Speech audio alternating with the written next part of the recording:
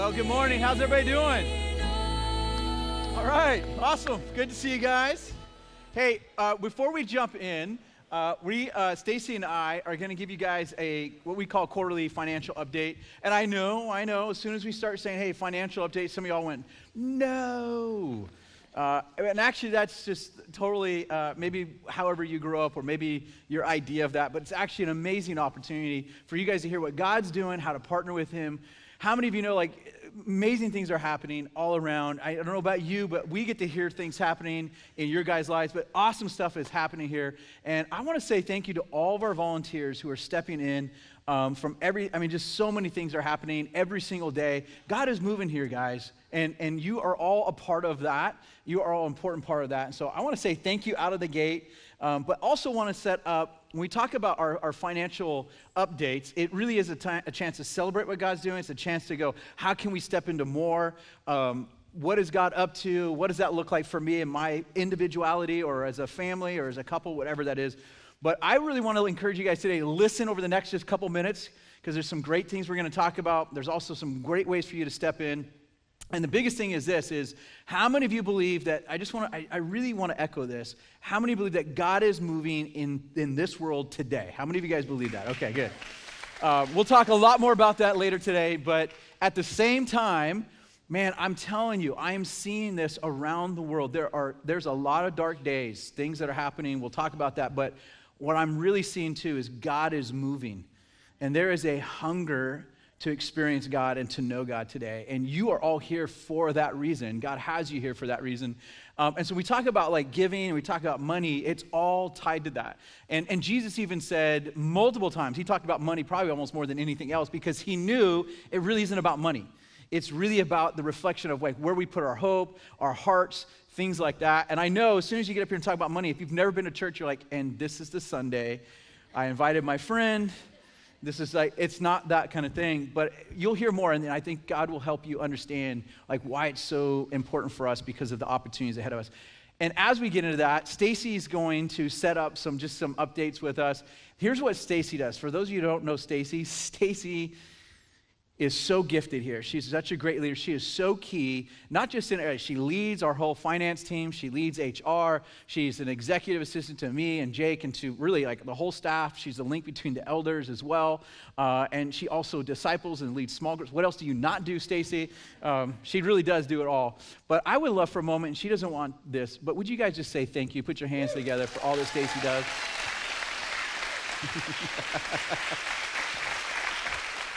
So with that said, what are some updates that you have for us? Yeah, so so when I come up here, I represent part of a team that works with our finances. And so I just want to make sure you guys are aware there is a team of people. That includes Mike and Jake, myself, the lead elder, who's Jeff Chase, and then also Amanda Rogers. And we look at the budget, the income, the expenses every month. We have that meeting pretty religiously because we want to make sure that we're stewarding the resources that are coming in and going out of Grace Chapel. And so it's not just me that represents that, it's a whole entire team. When we go through the budgets, when we do all of that process. And I just think it's important that you guys see that there's wisdom there. There's a team. It's not just one person that's in charge of all of it. It really is a team of people who are trying to steward what it is that God's doing financially when it comes to resources through Grace Chapel. So we operate on a fiscal year, and it started July 1st, and it'll go through June 30th. And if you were here in July, I went through our Year of Impact update. And if you were not here and you did not see that, if you go to our giving page, there are videos from the last several quarters, and you'll be able to see the huge impact of how Grace Chapel has impacted the world around us, not just inside, but also outside. And I would really, really encourage you guys to go look at that. So our budget that was approved was $3,886,935. And our quarter one giving, we have two different types of income that comes in. We have the giving that you guys do on a typical Sunday or through the week or online. And then we also have programming income. And that would include things like the coffee shop.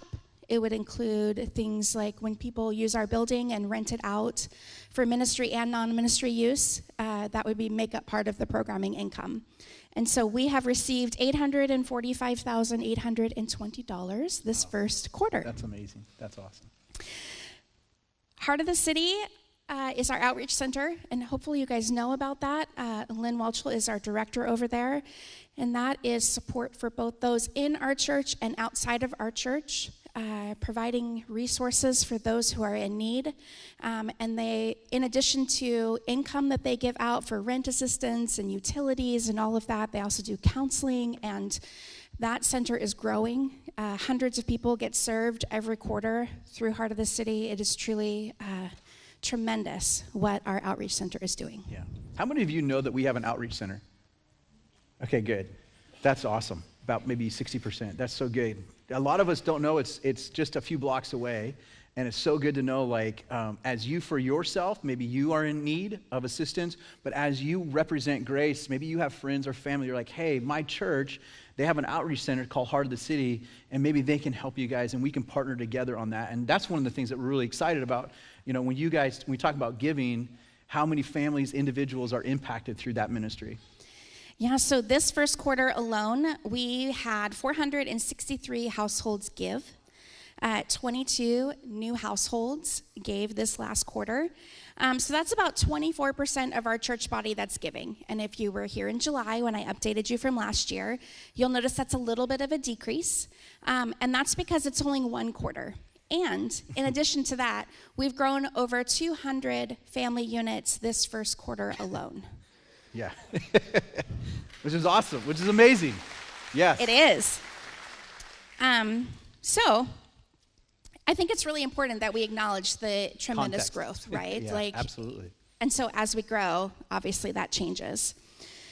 So if you look at a dollar bill and you're like, well, how is my money being spent when I give to Grace Chapel? This is we've narrowed it down to 4 separate categories. We have our kids, we have our youth, we have our adult community, and our justice and compassion. And Heart of the City is in the justice and compassion area, and then obviously kids is infant through 5th grade, and our ardent youth is our junior high and senior high ministries, and then of course the adult ministry. So I know that you really enjoy seeing this. So what do you see when you see this? The funny thing is, because I bring this every time, I go, show the money graphic, because that's the one. It's true, because we can do all the numbers and break it down, and what you're going to remember is this. Because we want you to be empowered, because we believe in transparency. That's why we do this. We think it's really critical for churches to be transparent. It builds trust. That's super important. But also, it allows you to be empowered to go, man, for every dollar that you give, this is the way that it gets maximized for the most impact possible. And when you break it down like this, you're like, wow, okay, this is what's impacting my family and kids. This is what's impacting my teenager. For us as adults, all ages, for young to old. And then how much we do through our compassion and justice, things in the community, our outreach center, partnerships globally, water wells, kids getting sponsored in Rwanda, mission trips, all of those initiatives that we do go outside of this building, goes outside of this church to have the biggest impact possible. So I love this because it literally kind of reminds us of like, okay, for every dollar I go, that's how that money is making an impact. So that's why I like that one personally. But I'm a visual guy too. I really enjoy visuals. It really helps. So how have we ended our first quarter? So our income, I said earlier, was $845,000, and our expenses are at $968,000. So we have spent 25% of our budget. We're 25% of the year, the way through. So we're right in line with our expenses, and you'll see that our income is a little bit lower. It's at 22%. Typically, the first quarter is our leanest quarter of the year. However, we do want to make sure you guys are aware of the shortfall that has happened this first quarter. Now, we've had some reserves, and so we've been able to use that, and it's not like our bills aren't being paid. But it is important for you guys to know that. Last year, we were about $50,000 behind where we are this year, and so it's just an encouragement. We have 24% of our body who is giving, and so there is a little bit of room to be able to share that with everyone. If you haven't been around, maybe you haven't heard, but our primary goal is 100% participation. And it started back when we did the For the Kingdom project, and I think that that's something that we're really, really trying to help us as disciplers as well to understand the heart change and what God can do when you trust him with your income. Yeah. And I'll talk about that at the end as well too, which is, I get excited about that. Okay, so I am doing everything I can do to make sure that we are resourcing and stewarding all of the income that comes in. And not only me, but the whole team, right? And one of the changes that we are doing this quarter is we are transitioning from PushPay to Subsplash. And you guys may have heard that a couple of weeks ago. You may have received an email from me. It is absolutely legit. PushPay was charging us to use their platform itself, which is super common. However, Subsplash does not charge us to use their platform for giving. So we are going to save, at minimum, about $20,000 this first year. And then in addition to that, Subsplash's fees for transactions are a little bit lower. And then in addition to that, based on how much giving happens, we have enrolled in their Grow Curve program, and they will rebate us a portion of our transaction fees at the end of each quarter.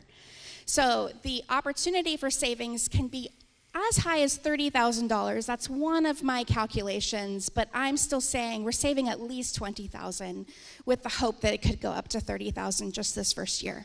Which is great. And this is why Stacy's so good at what she does. She'll walk in the office and go, hey, I found a way that can save us like 20. You're like, this is what she does. This is why she's amazing. And I will say this because I just want to honor you. Many, many other churches in the Portland area are reaching out to Stacy for consulting for them. We are really gifted to have her right here on our team. So it is a gift of the Spirit. She is using her gifts of the Spirit. Oftentimes, like, those are the gifts of the Spirit that don't get talked about, but that is a gift of the Holy Spirit. And the Spirit of God manifests in different gifts in each person, and we are able to steward more and have more impact because of the gifts that God's given to her. That's what it's all about.